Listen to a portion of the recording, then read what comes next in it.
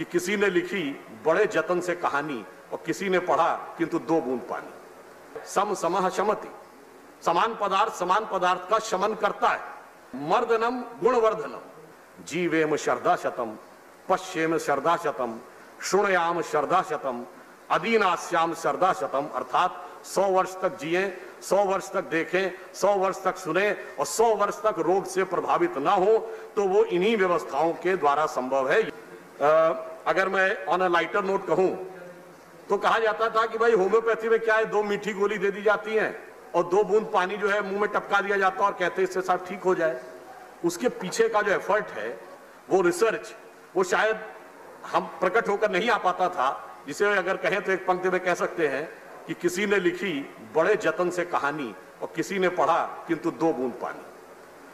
परंतु इस 2 बूंद पानी का इफेक्ट क्या था, मैं एक फैक्ट कोट करना चाहूंगा कि इस समय विश्व में जो रिसर्च हो रही है और उनमें जो फैक्ट निकलकर सामने आ रहे हैं, national health and medical research council of Australia in its report in October 2013 has said that the serial dilution of the various animal, plant, mineral and systematic substance to create the homeopathic remedy, which occurs to the point in which it is highly unlikely that a single molecule and original substance, the principles of the potentiation based on that, even though it is highly diluted solvents, have the memory of the original structure. इसका मतलब ये हुआ कि अगर हम किसी पानी में किसी दवा या पदार्थ को डालते हैं, एक डाइल्यूशन के बाद एक लिमिट ऐसी आती है जो अभी स्थापित सिद्धांत हैं, जिनमें हम सब ने अगर क्लास 10 तक भी किसी ने केमिस्ट्री पढ़ी होगी तो अवोगाड्रो नंबर या अवोगाड्रो सिद्धांत पढ़ा होगा, जिसमें 6.022 into 10⁻23 मॉलिक्यूल्स होते हैं।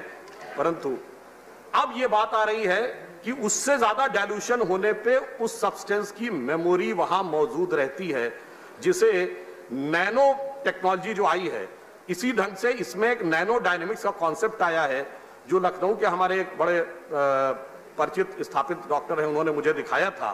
और मैं सदन के संज्ञान में भी ये लाना चाहता हूं कि एक बहुत स्थापित फ्रेंच वायरोलॉजिस्ट, जिनको नोबेल पुरस्कार भी मिल चुका है वायरोलॉजी के ऊपर, उन्होंने भी इस बात की तस्दीक की है कि हाईली डाइल्यूटेड डाइल्यूशंस के अंदर ऐसे एलिमेंट्स होते हैं जो कि औषधि की गुणवत्ता को बहुत बढ़ा देते हैं। और वैसे ठीक है कि उनका बहुत विरोध भी हुआ है और अन्य चीजों को लेकर अनेक प्रकार की बातें कही भी जाती हैं और थोड़ा उपहास जुड़ा जाता है, इसमें कोई बहुत आश्चर्य की बात नहीं है। मैं सिर्फ एक उदाहरण देना चाहूंगा कि जब हम नए साइंटिफिक एरा में जाते हैं तो कई बार जो स्थापित मान्यताएं होती हैं वो नए जो स्वरूप है उनका उपहास उड़ाती हैं। मैं एक उदाहरण देना चाहूंगा कि जिस जमाने में अमेरिका में प्रोजेक्ट मैनहट्टन चल रहा था, यानी एटम बम बनाने का प्रोजेक्ट, उस समय हैरी ट्रूमैन अमेरिका के प्रेसिडेंट थे और उनके वन ऑफ द एडवाइजर, जिनका नाम था एडमिरल विलियम ले, उन्होंने कहा ट्रूमैन से कि whatever we are doing is doing a foolish thing, this bomb will never take off, this I am saying as an expert on explosive. तो वो गलत नहीं थे। उस समय तक एक्सप्लोसिव की जो टेक्नोलॉजी थी वो केमिकल फोर्सेस के ऊपर थी। जैसे ही हम एटम के अंदर गए तो वो टेक्नोलॉजी बदल गई। तो उसी प्रकार से हम ये कह सकते हैं कि आज जो रासायनिक सिद्धांतों के आधार पर दवाओं का प्रतिपादन है, जब नैनो टेक्नोलॉजी के आधार के ऊपर होगा तो हमारे विचार से इसमें एक नया स्वरूप आ सकता है और इस नए स्वरूप को स्थापित करने की जरूरत है। इसलिए भी कि ये इस प्रकार की कुछ ऐसी बीमारियां होती हैं सामान्यतः जिनका स्थापित एलोपैथी में इलाज नहीं देखने को मिलता है, जैसे स्किन डिजीजेज होती हैं, ऑटोइम्यून डिजीजेज होती हैं, लिवर और किडनी रिलेटेड डिजीज होती हैं, वायरल इंफेक्शंस, एलर्जीज, इनके बारे में नहीं होता है। परंतु इन चिकित्सा पद्धतियों से चूंकि लोग प्रभावित हो रहे हैं और वो लाभान्वित भी हो रहे हैं, तो आज आवश्यकता है कि उसको एक स्ट्रक्चर्ड बेस बनाया जाए ताकि फिर उसके बेस के ऊपर न सिर्फ लोगों को बेहतर लाभ मिल सके बल्कि आगे हम इसका प्रयोग करके दुनिया में आगे और बेहतर ढंग से अपनी बात को रख भी सकें। अब हम ये कहना चाहेंगे कि चाहे एनिमल सोर्स हो, मिनरल सोर्स हो या प्लांट सोर्स हो, उससे मिलने वाली जो भी मेडिसिन हैं उनका एक व्यवस्थित स्वरूप, जो साइंटिफिक स्वरूप आगे उभर के आना चाहिए। इसीलिए आयुष मंत्रालय ने इंटरडिसिप्लिनरी कोरिलेशन एस्टैब्लिश करने की बात कही। जब हम इंटरडिसिप्लिनरी की बात करते हैं तो कभी कभी लोग कहते हैं साहब आपने तो केवल आयुर्वेद और होम्योपैथी, इनको आपस में क्या संबंध है, आपने इसको कैसे जोड़ दिया? और ऐसा प्रतीत होता जैसे केवल ये पॉलिटिकल आधार पर लिया गया निर्णय है।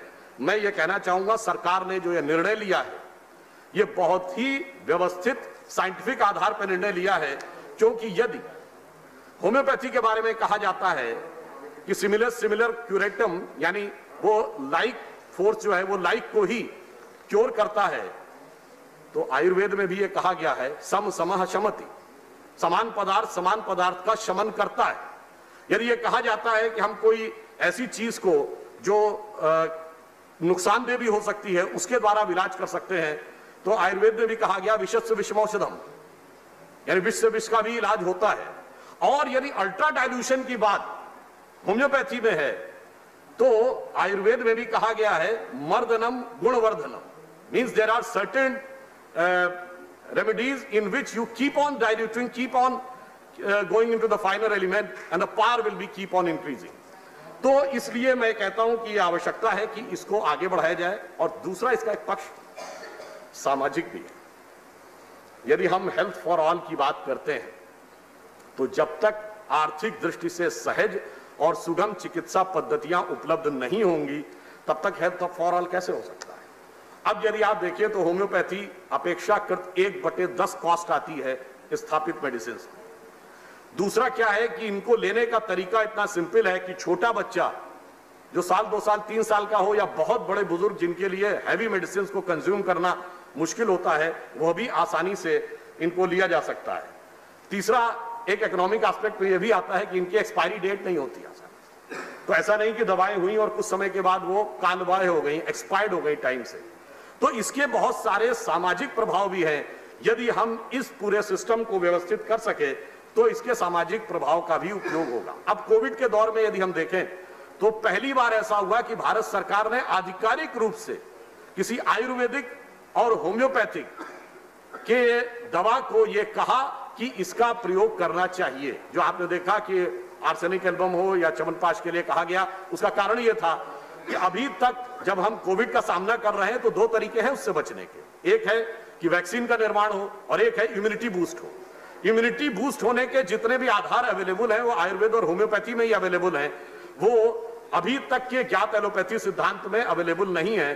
तो इम्यूनिटी बूस्टर्स के रूप में न सिर्फ प्रतिपादित किया सरकार ने, बल्कि ये रिसर्च करवाने की भी शुरुआत की, और जो मेरा मानना है कि आने वाले समय में देश के लिए बहुत महत्वपूर्ण होगी। एक बात मैं और कहना चाहूंगा, यदि हमारे पास ये विचार पहले होता तो शायद हम आज और बेहतर स्थिति में होते। मैं एक कोट करना चाहूंगा होम्योपैथी के संदर्भ में।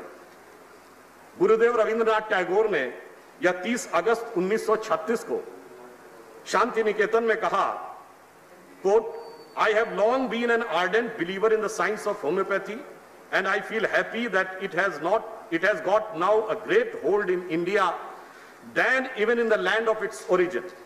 It is not merely a collection of few medicines but a science with a rational philosophy as its base. We require more scientific interest and inquiries into the matter with a special stress upon the Indian environment, unquote. ये मैंने इसलिए कहा कि जो कुछ गुरुदेव रविंद्रनाथ टैगोर जी ने 1936 में कहा, यदि हम बाद के वर्षों में स्वतंत्रता के बाद के कार्यकाल में कुछ रिसर्च इंस्टीट्यूट आयुर्वेद और होम्योपैथी के एस्टैब्लिश कर लिए होते और उसमें हमारे पास कुछ पेटेंट्स होते, तो मैं कह सकता हूं कि आज हम दुनिया में एक अलग ढंग से खड़े होते। और मैं अंत में ये कहना चाहूंगा कि जब हम एक नई चुनौती के सामने हैं और नई शताब्दी में नए तरीके से आगे बढ़ रहे हैं, तो अगर हमें वर्ल्ड का लीडर बनना है तो हमें ऑल्टरनेटिव टेक्नोलॉजी के थ्रू ही जाना होगा। इस्टैब्लिश टेक्नोलॉजी को फॉलो करते हुए हम फॉलोअर बन सकते हैं, लीडर नहीं। जैसे जो चाइनीज सिस्टम है, ट्रेडिशनल चाइनीज मेडिसिन, उसमें जहां तक मुझे ज्ञात है उन लोगों ने इतना रिसर्च किया कि मलेरिया की एक दवा ट्रेडिशनल चाइनीज मेडिसिन सिस्टम के माध्यम से करके, एक महिला साइंटिस्ट थी, मुझे उनका नाम नहीं ध्यान आ रहा है, उनको शायद नोबेल पुरस्कार भी मिला है। हमारे यहां ऐसा रिसर्च क्यों नहीं हुआ? शायद कहीं न कहीं हमारे अंदर जो भारत के आत्मगौरव का भाव था वो शायद उतना कॉन्फिडेंस नहीं रहा होगा, इसलिए हमने उस पर एस्टैब्लिश नहीं किया। जी, I am coming to and.